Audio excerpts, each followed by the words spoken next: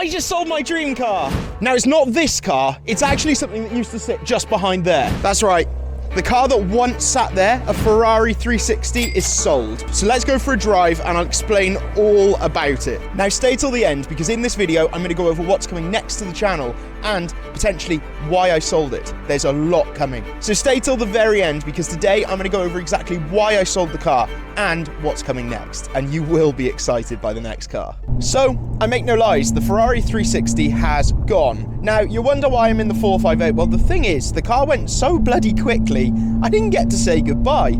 I took the deposit on the Saturday and it left on the Monday. I did manage to get some videos made, which you'll have seen by now, in regards to how I was able to afford the car, the We Buy Any Car video, and one other. But the thing with that was, well, I didn't know if the car was actually going to go. The guy sent me the deposit, well, in fact, the whole amount, without actually seeing the car. So I had this reluctancy for the first week of doing anything. I very much thought the next thing I know is he'll be saying, no, I don't want the car and have it back. But luckily, you know, it has gone and, well, why wouldn't it? It was a beautiful car, a gated manual Ferrari 360 and a point of entry in the market which was extremely low because of the mileage. So now the car's gone, it opens up a lot of questions. What is the future for this channel and what is the future for my car collection? Well, at the moment I've got my Defender, so I don't have to rush into anything. In fact, I'm actually going to see something tomorrow, which is kind of a stopgap. It's something in the kind of sub 10 grand category, which I think potentially I can own, do a little work to, make it a bit of a project car for the channel, and hopefully then make a little bit of money on it. That's all in the future though, potentially. On top of that, in January is when I really want to kind of go hard on YouTube, and that's when I'm expecting to buy the next replacement of the Ferrari 360. And the idea there is really buy something that's going to be a project car for the channel, but hopefully looks as much of a showstopper as the Ferrari 360, but for a fraction of the cost. Now, I know I should wait and I should tell you when it's actually happening, but I want to tell you now. The intention is to buy a 997 911 and basically buy a base spec Carrera or Carrera S. My intention then is to create it into my perfect Porsche. And my perfect Porsche is, well, a mixture of every 997 they made. Now, personally, my favourite rear bumper is from a GT2. My favourite rear wing is from a 997.2 GT3. And the front bumper I love from the Aero kit without the grille on the front. So the intention is to have that on the outside and probably have it in an exterior black because I would like to do a livery on this car. Then, inside, I want to replace the seats, have an upgraded or uprated steering wheel, Apple CarPlay, and, well, the intention is to then do some bits underneath to make it drive like a better or more modern version of a 997 911. What I'm thinking is a short shift kit, a lightened flywheel, new suspension, new wheels, and new brakes to create what I think will be the perfect 997 911. And if I do it at a certain point in the market with a car that's had an engine rebuild, I could probably get into that car with mods for about 25 to 30 grand, which means after selling the Ferrari, I'm quids in. It gives me the opportunity to drop the bank loan that I already have on the Ferrari 360 and have a car which I think will be as cool, if not cooler, that I don't have to worry about. I've made it pretty obvious on this channel that the Ferrari 360 came with some severe anxiety, and after having that £10,000 bill, I never looked at the car the same way. Every time I drive it, it was an anxiety of what's going to go wrong next, and I started basically mollycoddling the car. I didn't get it out, I didn't do anything with it. In fact, since it came back from its major service, I did about 200 miles. And, well, 150 of those miles were to go up to Car Throttle. So, I really didn't drive the car. In fact, Alex from Car Throttle probably drove that more than I did. So, I knew it was time to let it go. It was up with the car dealer, but I wanted it gone quicker. We spoke about updated photos, and they actually wanted to do more work on the car again. And I just couldn't face it. So I ended up selling the car privately and, well, it sold within a month, which I think is relatively good for a car of that ilk. I had so many people, though, on forums telling me the car was too cheap. And, well, I appreciate a manual Ferrari 360 for kind of the 50-odd grand mark is cheap. But the thing they were forgetting was the mileage. They were afraid that obviously it affects their market and what their car is worth. But realistically, a car is only worth what someone's willing to pay.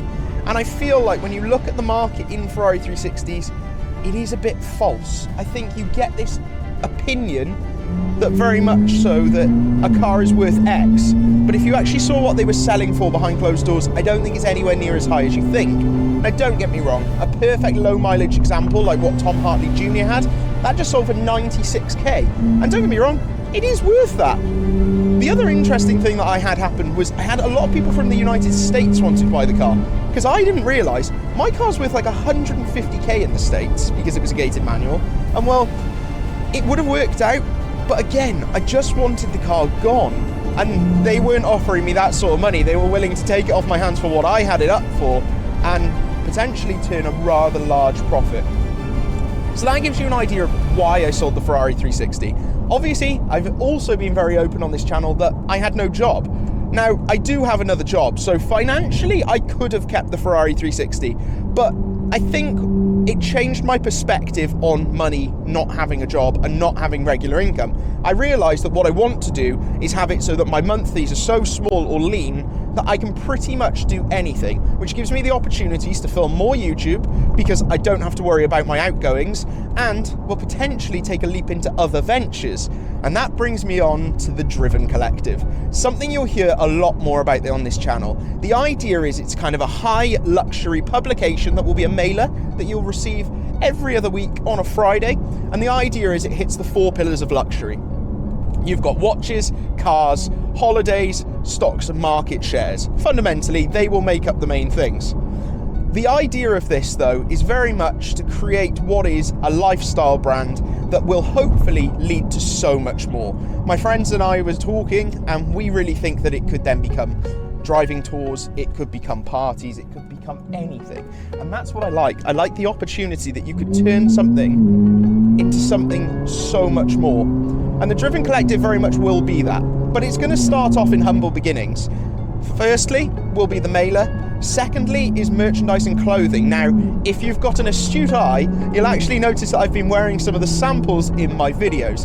The idea, as I stated, is high luxury. The sort of thing that hopefully people will wear in Saint-Tropez or Monaco on a beach day. Something with a really cool design or livery that hits that sort of market.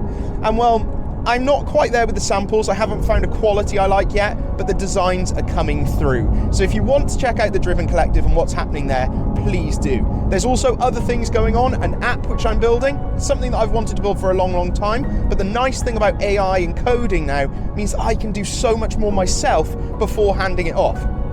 So I can get to the point where I have a working prototype and get everything working as it should.